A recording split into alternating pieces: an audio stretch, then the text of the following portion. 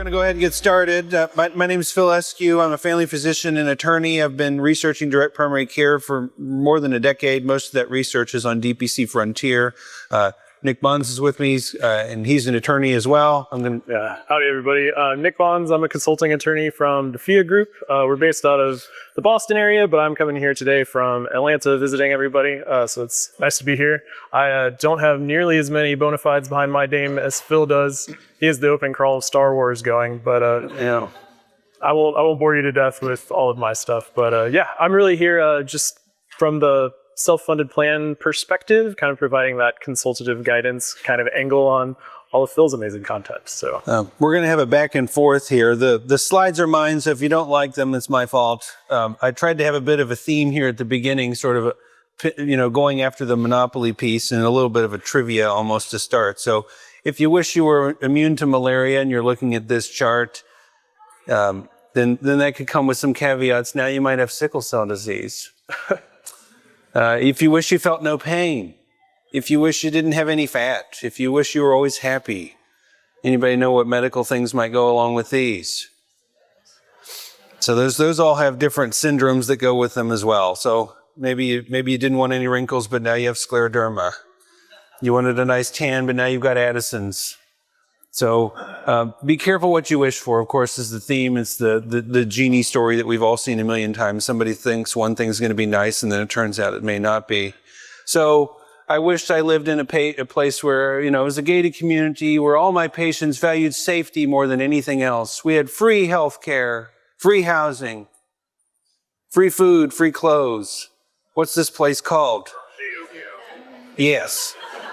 Yes, it is. The other word for paradise literally translates to walled garden, otherwise known as a prison or jail, where all those things are indeed free. And the point of this is to say that, of course, you can have those things in certain places, but you're valuing security more than freedom. And I don't think anybody in this room agrees with those values. So think about that next time people start to have this conversation with you. Turn it into a security versus freedom discussion, and it may go a different way. So what's wrong with freedom?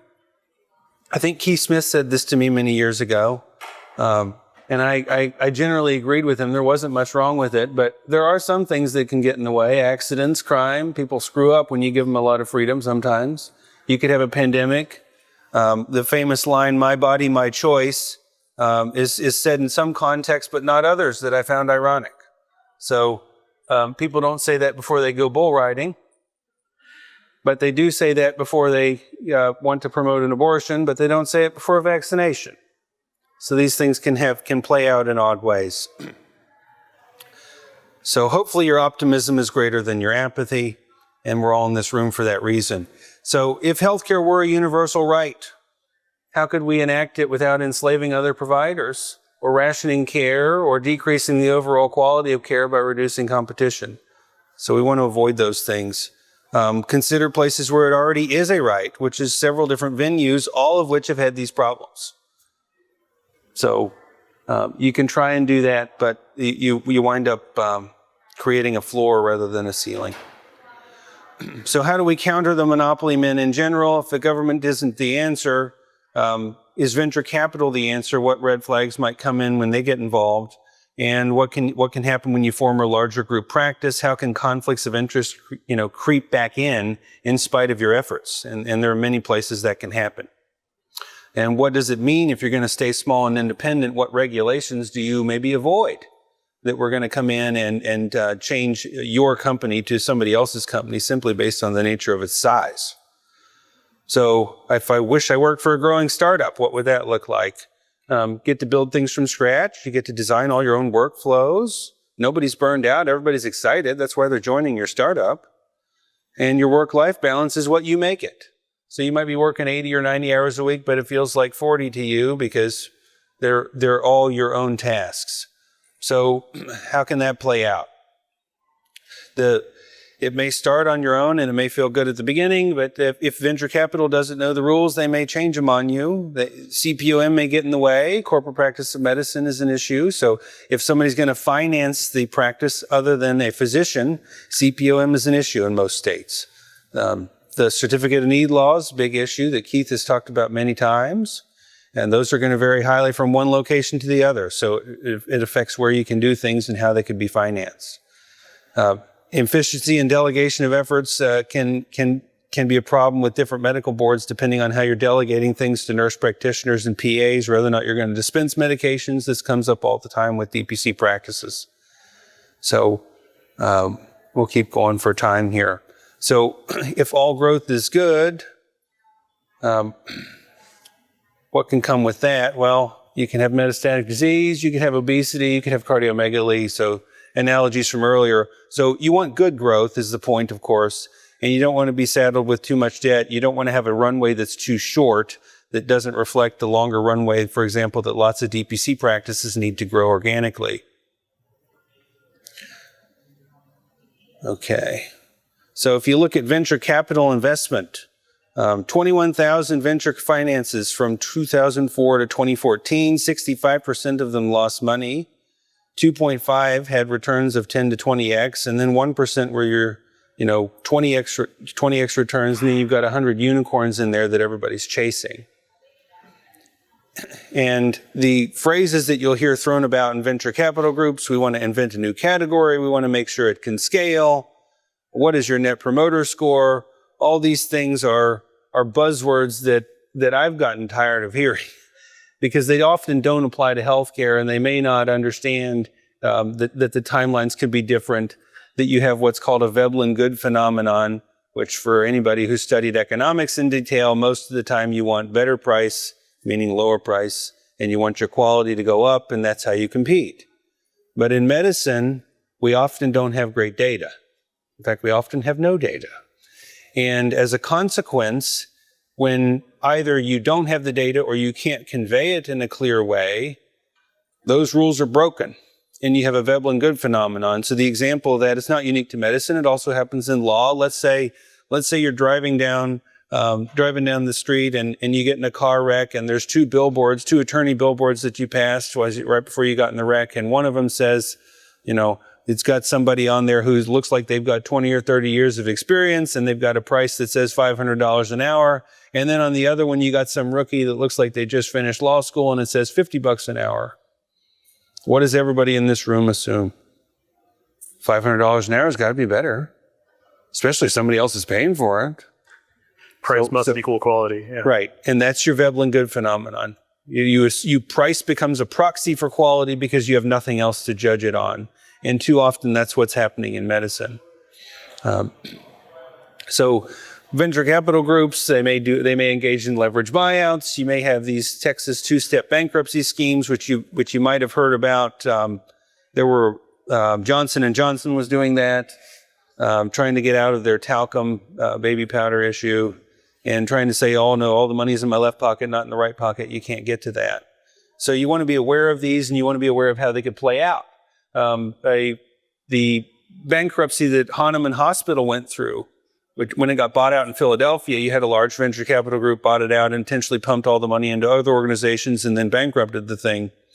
And they had a group of physicians that were insured through that hospital. They all had a group claims made policy with a built-in tail. Does anybody other than you in here know what that means?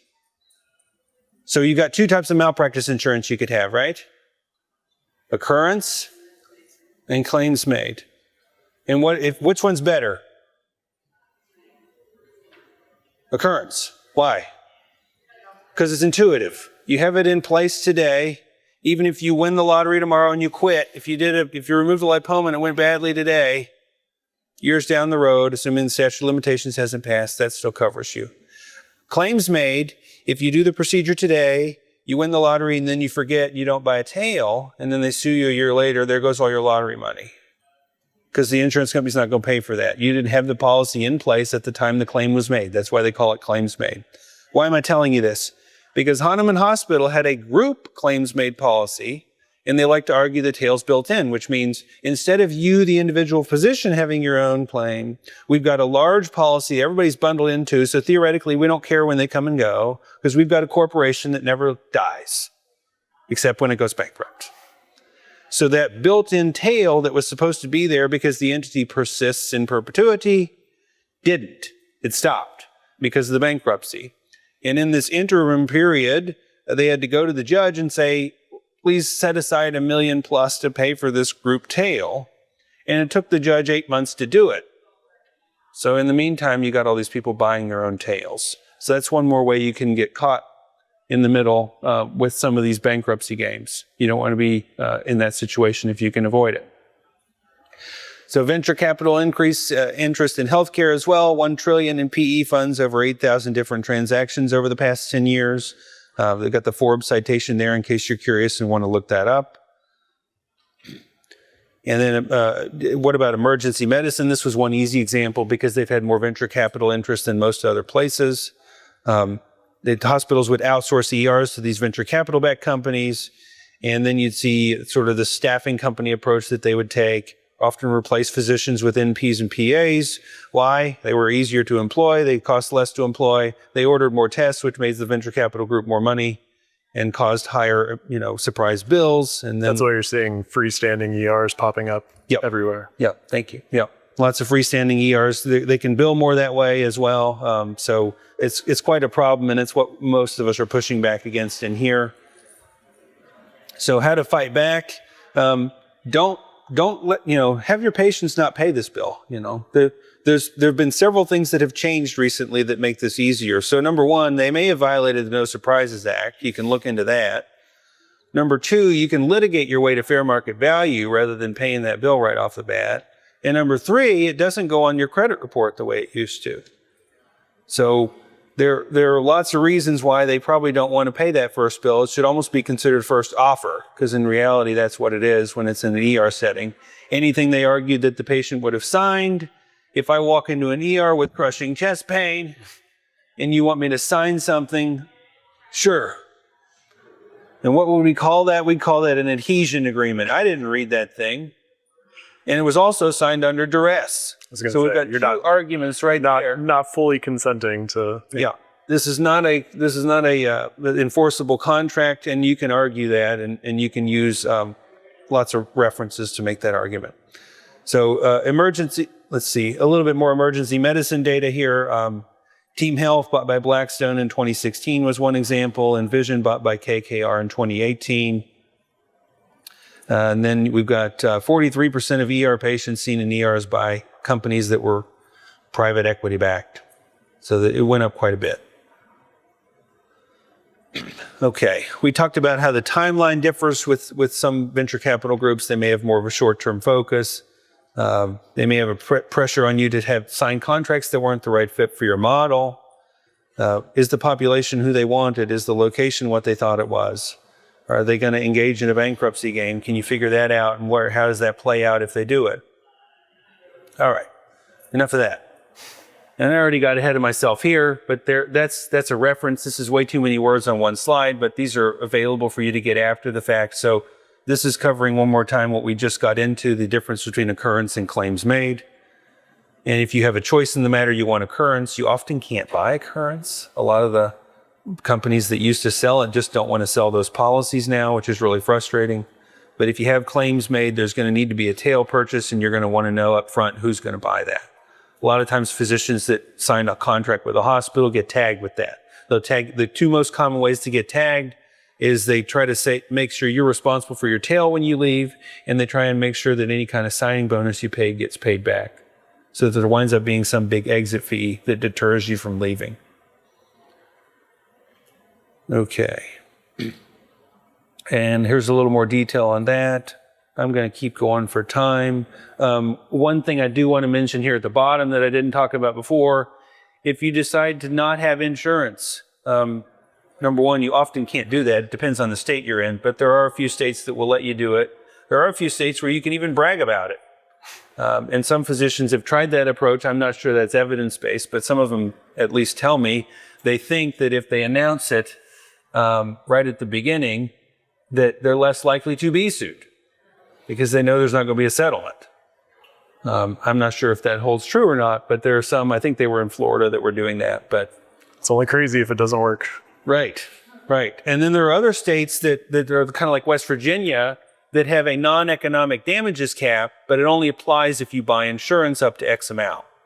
So do your homework there before you decide how to proceed. What happens if you don't buy insurance in the second category? So if you're down here and you don't buy insurance, then the non-economic damages cap doesn't apply. So some states that might be $1 million, some states it might be $500,000. And remember, non-economic is mostly your pain and suffering, your loss of consortium, those kinds of things. If you are an orthopedic surgeon who repaired an ACL on a running back who makes $10 million a year and it doesn't go well, that's $10 million of economic damages. You follow me? So the cap doesn't really help you in certain situations. It just depends. Okay. Different state law variances that you're going to consider as you go about this. So one we just highlighted there at the end of the last slide, but there are lots of others at play. Corporate practice of medicine we talked about earlier. The main way that's going to affect people in this room is who's financing your practice. If you're going to get a non-physician owner, how hard is it to do in your state? Texas is notoriously difficult. Other states like Ohio could give a darn and basically don't care who finances a practice. They basically abandon CPOM. What are the collaboration rules and how do those play out? So we've got examples we can walk through later if people are curious about what states do there.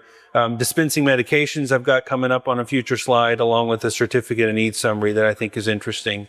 Some of these things will surprise you which states do what. Okay. And then we'll get into Medicare and Medicaid as well, which are real common legal questions in the DPC space. So for Medicare specifically, are you going to opt out or are you still going to participate? And I've got the big, people always ask me this, so those are the big 3 reasons to opt out. You need to have all 3 of them be true or you shouldn't do it. So you want to see Medicare patient, first of all. Pediatricians don't opt out, doesn't matter. The only Medicare patient they're going to get is a rare child with chronic kidney disease. So they're the least likely to opt out. Most likely to opt out historically is psychiatry, because they were doing this long before anybody else. They wanted to be able to take private payment for covered services and see Medicare patients. So that's why you opt out if all 3 are true. Don't let anybody tell you it's not patriotic to see a government patient and not charge the government a dime, because it's so affordable. Nobody wanted to involve them. So I get really annoyed when I hear people say that. I've had that happen at different conferences where people say, this is awful. And I say, well, how is it awful? Because, compared to, say, a concierge model where they're still billing the traditional way and charging a high fee on top of that, and some people were acting like that was more patriotic. I didn't quite follow their logic. Okay. When do you do this? If you're a DPC practice, that's always a hard question, because once you opt out in your practice, in your setting, you've done it everywhere. That means you're not going to work as a hospitalist. You're not going to probably work at a university and precept students, because whatever decision you make for Medicare in your own office applies everywhere else you would see a Medicare patient. So it's going to limit where you can moonlight. So people sometimes moonlight in a jail or prison because there it doesn't matter. Or they might moonlight at the VA if they got a VA that's going to play ball and let them just see VA patients. But generally speaking, people don't do this right away. They build up a wait list of Medicare patients that want to join. When the wait list is long enough and when they don't want to moonlight, then the choice becomes obvious. Because whatever decision you make, you've got 90 days to say, oops, I went back in, or you're that way for 2 years. This is a rolling 2-year period where it automatically renews unless you say you went back in. Okay, Medicaid, the answer obviously varies by state. Per the Affordable Care Act, they're supposed to have something called OPR status, ordering, referring, and prescribing. And that's going to allow you to be credentialed with Medicaid so that they follow your orders, even though they know you're not going to bill. I've looked at, more and more states have this now, but there are still a few that seem like they haven't bothered to make the form, even though the ACA has been the law for a long time. And if you can't find that, then you have to kind of ask them what they want you to do, and you may not get a clear answer, which is going to drive you nuts. If you're participating, it probably has a requirement in the Medicaid provider manual saying that you cannot privately contract if you're fully participating for covered services, similar to what you would expect in Medicare. If you can't figure it out and you want to be real safe, then the answer is usually disenroll. The problem with disenrolling is Now, when you order durable medical equipment like a CPAP machine, Medicaid's going to say, "Who are you?" And they're not going to follow the order. If you're in Kentucky or Colorado, even that won't get you the right answer.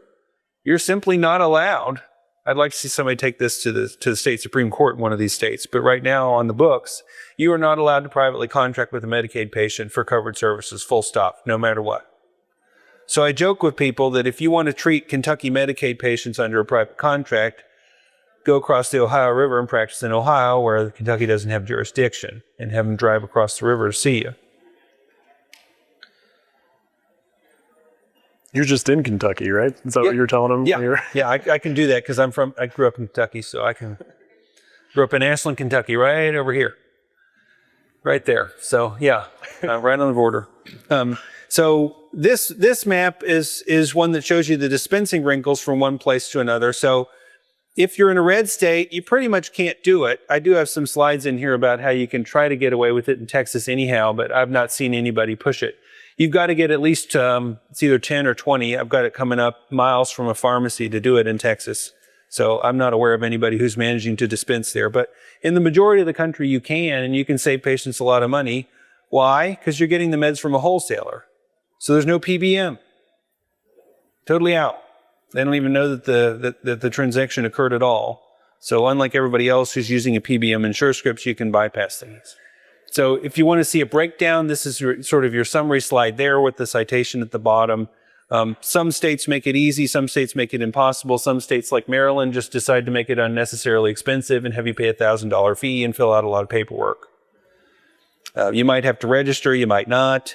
It might be physician only. If you're in Mississippi, you have to have a separate cabinet for each and every provider. You can't mix any of the meds at all. You can't do any pill counting. It all has to be prepackaged. So you do have to look, and I nerded out on this a few years ago and tried to summarize as much of it as I could. But in Texas, you can only do it in specific rural areas that have fewer than 5,000 people and not within 15 miles from a pharmacy. So I actually went through and wrote it out here. Here's the code for Texas. Anybody from Texas, you'll want to bookmark this slide and look at this, because I really hope one day somebody will actually do this and start a practice in one of these places and sort of force it. You're going to have to go to West Texas. West Texas. Yeah, you can see like this county, for example. I don't know the name of this county, but there's no dot. And that means there's no pharmacy, which means you could do it. No, what about if your business active there, you're physically not practicing?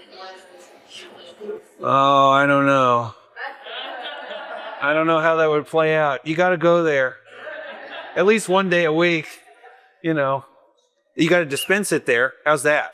Yeah, one day a month you dispense all your meds from that practice. I don't know. You're getting creative here. How's the enforcement law? How's the enforcement? I don't know of anybody who's done it and litigated.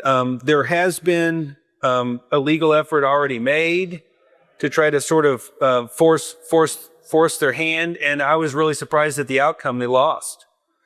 So I don't know if anybody in this room knows Dr. Garrett or Dr. Held. They're both friends of mine, and I think they've probably both been to FMMA events in the past. But the two of them, along with the Institute of Justice, did try to get this corrected, and they lost, and so it's still on the books right now. And it's been an effort in the legislature several years as well. And there was some horse trading going on, and supposedly the pharmacists were going to withdraw their opposition to this if they could go ahead and they had some exception where they were doing lots more vaccine administration with all COVID, and they made a lot of money on that, and they liked that exception, and they wanted to extend it. So there was some discussion that maybe that would be what would get them to withdraw their opposition to some legislative corrections. Comment out from Texas. Yes. The chair of the healthcare committee in the House is a nurse, and she wanted to horse trade to give nurse practitioners wide varieties to support the bill. That was in the last session. Texas only meets 140 days every 2 years. We're in session on it. Gotcha. But it was the pharmacists were less than a problem. this particular legislator who was a nurse. He wanted nurse practitioner licenses. That's my understanding. Okay. I don't know why everything has to be a big bill. Personal risks. Okay, very good. They lost that on summary judgment. They didn't even really fully delve into the merits. That's just shocking that they wouldn't even get. That's my understanding. So certificate of need, lots of variance there too, and it doesn't necessarily match the last map we showed. This is why it'll really surprise you. The states are not consistent in how they approach things in terms of conservative or liberal. So Texas, you don't have it, but many other states you do. So there's that reference, and that's from Mercatus. And a similar one from the NCSL. They're both doing similar work there. So moving on, what about size? What happens as you get bigger? So you start small, things are going well, and everybody's happy with you, and you want to grow. How much do you want to grow? How big do you want to get? And what does that mean? So, most of us are in a service industry here, so we have to ask ourselves how far that scales and how well it scales, and can we get the education out there for new employees to really keep things meaningful? And that's the obvious sort of business mentality. But there are other things that get triggered legally based on your size. Once you get to 50 people, we know that the Affordable Care Act applies. That's one that's discussed a lot. But people don't necessarily discuss what happens with the ADA application of 15 or the OSHA application when you hire anybody at all, or various state regs that can be triggered at different points. So what does that look like? And this is my effort to summarize some of that. You've got different laws that get triggered at different points, and some of them conflict with each other, at least on a cursory reading. I don't know if you've looked much at the Genetic Information Non-Discrimination Act, but if you do, you'll see all kinds of things that appear to conflict with HIPAA and appear to conflict with OSHA and the Americans with Disabilities Act. So that's why I wanted to highlight there at the top that when you read that, don't think that you've crossed into la-la land. It's written in a confusing manner. It's not you. And they basically admit that. And when you have a conflict with any of those other laws, you're going to go with the others. Yeah, in the self-funded space where we see people running into issues with HIPAA and with the Genetic Information Non-Discrimination Act and with the ADA specifically, they'll try to implement a wellness program, and a lot of times they might try to have some sort of health assessment that's built into participating in the wellness program. And what they don't realize is that they may inadvertently take themselves out of the exceptions to the HIPAA rules for wellness programs. They might implicate the ADA, the Genetic Information Non-Discrimination Act, by implementing that health assessment. And then they run into all kinds of problems where their incentives that they want to attach to participating in that program, things like, discounts on their coverage contributions, or any other smaller discounts even, or incentives. Now there's not any clear guidance on what those acceptable limits would be, especially if you implicate things like the Genetic Information Non-Discrimination Act and the ADA, because the rules keep flip-flopping with every new administration that comes in, and then they get tied up in court. So we're kind of, I think, effectively operating off of the 2016 rules right now, but even that's kind of up in the air, especially with the EEOC litigation that tied all of that up from the beginning. So the simple answer is that it has to stay optional, but the complicated response is, well, we made this optional, but it was incented to the tune of X $1,000. Was it really optional? Yeah, can it be voluntary if the incentive is too high? And that threshold is at best ambiguous now. Mm-hmm. Yep, that's the hard part. So how much you can incent it is debated. So anyway, this is there as a reference. We can dig into this in Q&A if people want to. I think I covered the high points here. HIPAA, every once in a while, people at DPC events will stand up and say, well, I'm outside of HIPAA. And people look at them kind of cross-eyed. How is that possible? That same person probably spells HIPAA with 2 P's. They probably did. But I tell them the P stands for privacy. It's like they think the P stands for privacy, but it stands for portability. So I always have to emphasize that. But the country doctor exception is real. I haven't seen anybody litigate it recently, but if you don't electronically transmit information in connection with a covered transaction, we don't have time to dig into what all those things mean, but if you manage to fit yourself in that box, then you may be outside of it. Even if you are, I wouldn't brag about it. I would still try to follow security laws and privacy laws. Why? Because your state probably has them too, and they probably apply no matter what you do. Okay. All right, so if you decide, what's your size going to be, maybe you're going to be small and nimble after you look at that last slide, and good for you. National Practitioner Data Bank. Everybody familiar with this? Yeah, okay. There are nuances there that most people don't know. I did not make this. I screen capped this from their own National Practitioner Data Bank book. And I like to highlight it because most people are unfamiliar with this. So if you're involved in litigation or potential for litigation, that could play out in ways that would surprise you. So if somebody calls your practice and says, that really went bad last week, I'm thinking about filing a lawsuit, and you're like, well, why don't we just waive the bill you were going to get in the mail and then not worry about it? So that's not going to get reported. That was an oral request that's going to wind up in this green box.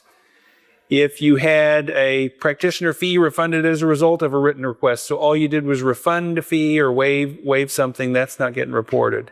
If a business entity comprised of a sole practitioner settles a claim, I'm doing this backwards. So if it's in this box, it's getting reported. If it's in that box, it's not reported. So waiver of a debt where no money was exchanged, that was my first hypothetical, sorry. That's okay. Because it's also okay because it was done without anything in writing. It was all oral.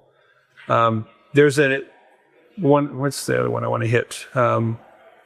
Okay, so contrast this one, which is pretty common, with the first X on the left one, so over here. So here you've got it in the business entity with one practitioner settles a claim. In the other one, the individual practitioner out of personal funds, not a solo practitioner corporation. You don't have to submit a report, which is kind of surprising. So it can play out in different ways, and here I've tried to summarize some things. Sorry I messed that up at the beginning there, but if it was verbal, no. Only the corporation named. No individual practitioners were named. Does it have to be reported? No.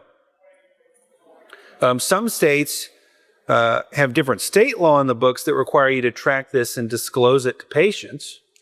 Sometimes on the website, sometimes in different contracts, but not the National Practitioner Data Bank, not per their rules.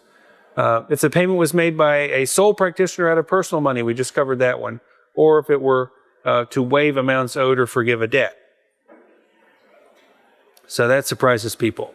Small practices, fewer total policies overall, can react and adjust quickly. These are all pretty intuitive. That's here for your reference. Okay, here's a summary slide. And we've covered most of the dispensing issues and price transparency around that. High tech, that's an important one.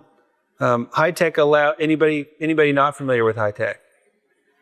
Yeah, okay, so we got a few. So the high tech modified HIPAA, and basically you can use this provision. It's one paragraph. It's pretty simple. That says anytime your patient wants, they're allowed to walk into any hospital, any regular system of practice in this country and demand a cash price. Even if they say you're Blue Cross, Cigna, Aetna, whoever, we only take your insurance and we know you're insured and we're going to make you pay it. Nope. Federal law trumps private contract. So you are allowed to get a cash price from pretty much anybody. The narrow exceptions are if you were on a Medicaid HMO, then you may not be able to do this. But everybody else can. This includes Medicare. You could get a terrible price. They could give you a price so bad you run away screaming with your hair on fire. But they have to give you a price if you demand it under high tech. And what you're saying is, I'm going to pay for this given item privately. You don't have my permission to share it with the insurance company. So it plays out in two ways that drives hospitals nuts. One, they got to tell you a price. They didn't want to do that. Two, they have to segregate that portion of the record in perpetuity because they're used to sharing the whole record every time. And if you've been there 10 times and now on number 11, you say, nope, this one's not going to the insurance company. And then on number 12, 13, 14, you go ahead and let it go to the insurance company again. They have to be able to silo off number 11. And I don't think most of the large EMRs have that feature. But that's what the federal law says. So good luck to the hospital systems on that one. Yeah, hospitals don't want to have to disclose anything. We've seen that with the price transparency rules, the machine readable files requirements. Like no hospital, almost no hospitals have been complying with those requirements, and those have been on the books since 2019. In fact, President Trump just had to issue a new executive order to try to reboot those requirements because just nobody was complying with them, and they didn't want to have to report their accepted payments and their accepted rates on these publicly disclosed forms. So they take every chance they can to obfuscate what they're willing to accept as payment or what they're willing to charge. I like the obfuscate word. Yeah. Yeah. Bury it as a needle in a haystack. Like it's on our website. Yeah. The smallest font we could make on the last page that nobody reads. It's on white on eggshell. It's fine. It's down. Yeah. Yeah. So what about state medical board? How could this play out in your favor? I don't know very many people that are doing this, but it would not surprise me to see more of it happen. There was a physician in the news for this a month or two ago, and I'm blanking on her name now. I meant to write it down. Dr. Potter? Yeah. So anytime an insurance company does something you hated with regard to prior auth or utilization management, not approving a surgery, not approving an MRI, it technically wasn't the insurance company because that company can't practice medicine. So somebody who was practicing medicine, one of your colleagues who maybe turned in a green lightsaber for a red one, stamped this and said no. And so you should call this person. And I think you should call this person with the patient in the room. Let the patient hear the whole hour-long exchange about why this is necessary. And then if you're both still really upset about it, the patient's allowed to file a complaint. They could put a complaint with the medical board. And my guess is that if everybody doing this work who was denying things that shouldn't be denied rather than denying the stuff that makes sense to deny, if they had 100 medical board complaints, they'd probably change jobs. Because that's a lot. That's a big headache. So if we all, anybody who hasn't seen the clip that Greg Zydiak did about his prior auths, you should look that up. It's not hard to find. But he says, and he gets a prior auth. He basically writes out a bill to the company and says, you're asking me to do your administrative work. If you're going to do that, you got to pay me. This is something you're creating. So do this yourself or get out the way. And then he attaches a legal case to it. It's not great precedent, but it's something that confuses them and it's technically okay. And he attaches that and sends it back. And he basically gets in this fax war. And the way he describes it, they usually give up and just approve it. And the point he made at the end of that talk, which has been close to a decade long, that he gave this was, if everybody did that on Monday morning, we wouldn't have all these prior auths. I think if everybody were a little more aggressive about the utilization management stuff and prior auths, we'd have less of them. I don't think we're going to get a government solution there. We can try and make this faster or whatever, but when I get a prior auth for Zyrtec, I'm not doing that. And prior authorization, that's another area where we see big carriers try to hide the ball constantly. I've got clients that I work with in the Great Lakes area, and they all tend to have the same carrier, and that carrier tends to tell them that, okay, your self-funded health plan, which you're supposed to be able to design yourself, has to require prior auth for these services, but we're going to not let you put language in your plan that makes it very clear what does and does not require prior authorization. We're going to put it in this document, and we're going to make your plan document refer out to this document that we can change at will anytime, and you're left holding the bag with no clear reason why prior auth was required and denied, or sometimes they'll even misapply the penalties for failure to secure prior authorization. If the penalty is only supposed to be a $500 reduction of the allowable amount, they'll deny the claims and they'll say, oh, well, this is what it says in our external document that you can't see. Sorry, we don't want to give it to you. So at every level, there's a version of this happening. Mm-hmm. If you're going to complain about the insurance company rather than the people working for the insurance company, that is harder, but you can go to the insurance commissioner. And I think too few people do that as well. You could also go to the state attorney general, and they are allowed to bring a variety of antitrust charges, including federal ones. If you think there was some sort of sham peer review, the person you want to look up there is a physician by the name of Larry Huntoon, who's an MD, PhD, who's done lots of great research around that. So if you're looking for that kind of literature, he's got it published there. Okay. Medication price transparency. We talked about some of this already in the context of dispensing, but you can bypass the duopoly of CVS, Caremark, Express Scripts, and Optum Rx, which are PBMs that have 85% of the business in this country, and they just don't need to exist. So if you can go around them, do it. There's lots of alternatives there. Even if you are in a state like Texas, you could use some of those three at the bottom that are known to offer transparent pricing. That's some of the there's some pushes on Capitol Hill right now to try to change PBM pricing and try to force PBMs to move away from the spread pricing that they like to rely on, and rely instead on pass-through pricing, which would be much more transparent and a lot more beneficial to plans and other people in the industry too. Mm-hmm. As far as I'm concerned, the whole thing is an unlawful kickback. Yeah. And, it's one of the most frustrating things I learned about going through law school. That, and then you look at what the pharmaceutical companies will do with authorized generics, where somehow the judge allows, if you're the first company to make a generic med, or to come up with a way to make the generic, version of the medication, you're supposed to get a period of exclusivity. It might be 3 years. And way too often, company number 2 shows up ready to make the med, and then they've gotten everything approved, and then they just sell their product. And guess who they sell it to? Company number 1, who puts it under the mattress and doesn't make it. So they just buy another 3 years of exclusivity, and somehow our legal system permits it. Or you'll see a patent thicketing where they'll tweak a tiny aspect of the drug and alter the patent and operate under that new version of the technology and make it impossible. Yeah. They'll maintain that patent exclusivity indefinitely sometimes that way. Yep. This I already talked about earlier. I've got ahead of myself. There's the citation, and that's the actual language. That's about as much as you need. Okay. And there's the rest of it, including the Medicaid issue that I talked about earlier, but almost everybody else can use it. All right. Insurers kind of vary quite a bit by state. You can see some of the big ones listed there.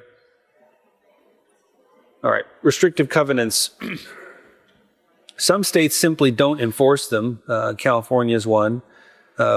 Courts generally are opposed to these things. Yeah, but you do have some places where they will allow it to be enforced depending on the circumstances. The most common circumstances you see discussed is that the employer has a valid interest in this, which is usually pretty broadly defined. And then the last two are where most of the litigation is, depending on where you're at. How broad can it be, literally, geographically? 40 miles, 30 miles, 10 miles. And then what time period? 1 year, 5 years? And you'll see different states give very different answers.